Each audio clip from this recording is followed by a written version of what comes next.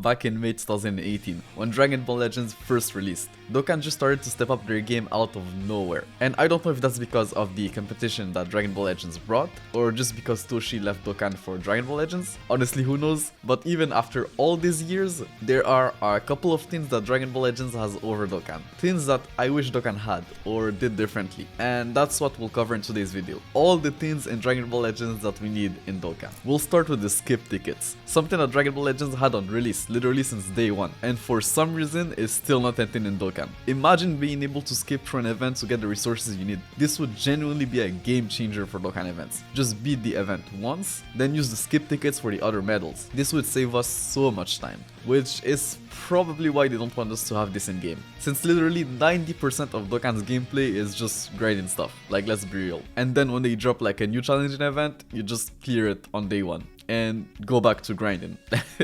At least that's how the game has felt to me in the past years. But I still wouldn't mind skip tickets. They could be rare, no problem. But just having that option would be cool. Now, this is just outrageous.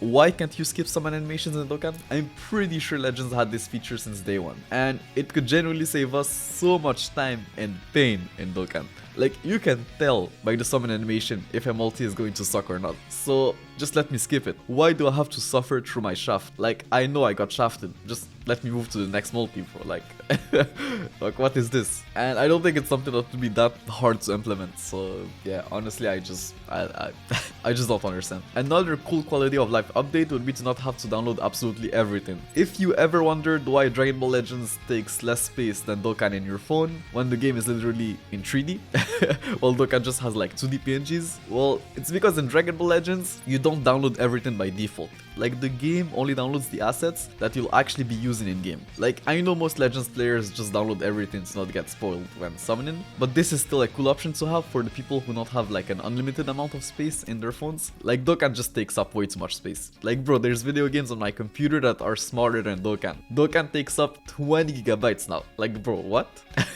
Red Dead Redemption 2, a full-on AAA game, arguably the greatest game of all time, with hundreds of hours of content, is like 120 gigabytes. So you're telling me that Dokkan is a sixth of Red Dead Redemption 2? A sixth? Bro, Dokkan isn't even like a nano% of what Red Dead Redemption 2 is. Like, there's just no way. Like, how is this game so big? Like, why does it take so much space? Another thing that Legends does better than Dokkan is box management. In Legends, there's no box space. When you pull a character, it just goes into your box, including the dupes. And when your units are maxed out, those dupes just automatically turn into Z medals, which would be, I guess, the equivalent of like Baba Show points. This is just like a much better system. But I do understand that implementing something like that into Dokkan could be very difficult. Like, they would have to completely change the game to do something like that. But honestly, just removing box space alone would already be enough, and a pretty big quality of life update. And bro, the tags in Legends, which are essentially categories, are just so much better. Like, they make so much more sense. Like, let's take the Saiyan tag for example. It just has every Saiyan, including the fusions. Unlike Dokkan's pure Saiyan category, which didn't even include the 30th anniversary fusions on release. And to this day, not even include the standalone fusions. Like, I understand that it would have been like too OP on release, 100%. But logically, it just makes no sense. Like, bro, Goku and Vegeta are pure Saiyans. If they fuse, logically, they stay pure Saiyans. If you mix water with water, you get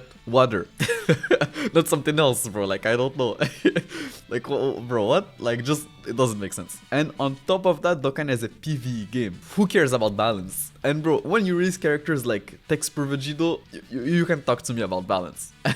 That guy is everything but balanced. So just, I don't know, it just makes no sense. The pure Saint category just doesn't add up. Tags in Legends are so much more consistent than categories. Like, just look at this card. It would basically be the Legends equivalent of the Tech Bula we have in game. Like, assist characters are basically just characters that appear when you use an art card. So like, basically when you super attack. But look, she has the Saiyan tag. Even though Vegeta only appears on her quote-unquote super attacks, she still has the Saiyan tag. I can only begin to imagine the possibilities this would open in Dokkan. This would be like an absolute game changer. Another thing Dragon Ball Legends does so much better than Dokkan is hype.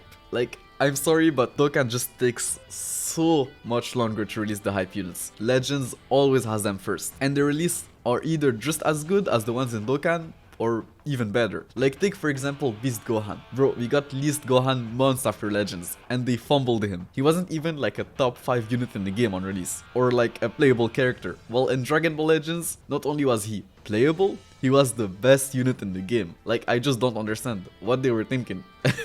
Dragon Ball Legends just handles those new releases better and faster. Like, just the promo overall of Legends is just better, and something Dokkan should learn from Legends. As for this one, it might be a little bit too OP for Dokkan, but Legends has this thing called Multi-Z Power, which is basically an item that gives you a dupe of a character you already have, which isn't that OP in Legends, since dupe aren't like as impactful as they are in Dokkan. So I kind of understand why this isn't a thing in Dokkan, but I think they could still do it. Like, either just give us one copy of that said item once a year, maybe during the anniversary, so that it doesn't feel like too broken, or maybe they could just make them coinable, like 100 coins for a dupe for like a regular SSR, 200 coins for a dupe for like a Dokkan Fest TUR, and like 250 coins for an LR dupe. And maybe to not kill their cells with like wells, they could just make it so that you can only use those dupe items on characters who have been out for like 6 months or a year. Something like that would be fair in my opinion, and honestly not really hurt their cells too much. Talking about cells, I don't know if this is still the case, but I remember that when I used to play Legends, they had much better cells than Dokkan. Like, Chrono Crystals were way cheaper than stones, but honestly that might not be the case anymore. Another cool thing that Legends has that Dokkan should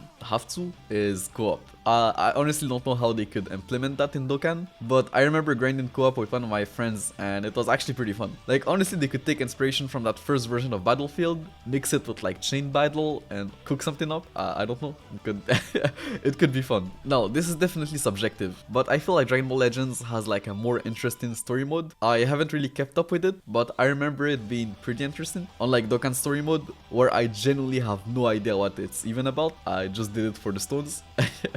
But it honestly might be too late for Dokkan to make the story mode more interesting. This is also pretty subjective, but I don't like Pit and Battle in Dokkan. I feel like Legends Adventure system is just better. Like, sure, you don't get all of those cool stickers and everything, but I hate the fact that you have to collect them and it's like 100% RNG based. Like, I think Pit and Battle would be better if you could just use your own characters, like in Legends Adventure. And that was it. Like, it's available 24/7 and you just put whatever character you want, whenever you want, but that's probably just me. Like, I don't know. As for the last thing, well, personally, I don't really care, but I know some people do, so I'll mention it. But Dragon Ball Legends servers are apparently set up in a way that it's pretty much impossible for someone to make like a Legends private server without like instantly being banned. So private servers, as far as I know, aren't a thing in Dragon Ball Legends, which has its pros and cons. Whether this is like a good thing or not really depends on you, but Dokkan could learn a thing or two about security. Because bro, if you look at Dokkan's history and track record, the amount of leaks that game had are insane. Like, sure, Legends had leaks too, but Legends leaks all stem from their like own mistakes. Well, I'm pretty sure the Dokkan devs aren't even aware of like half of the leaks their game had.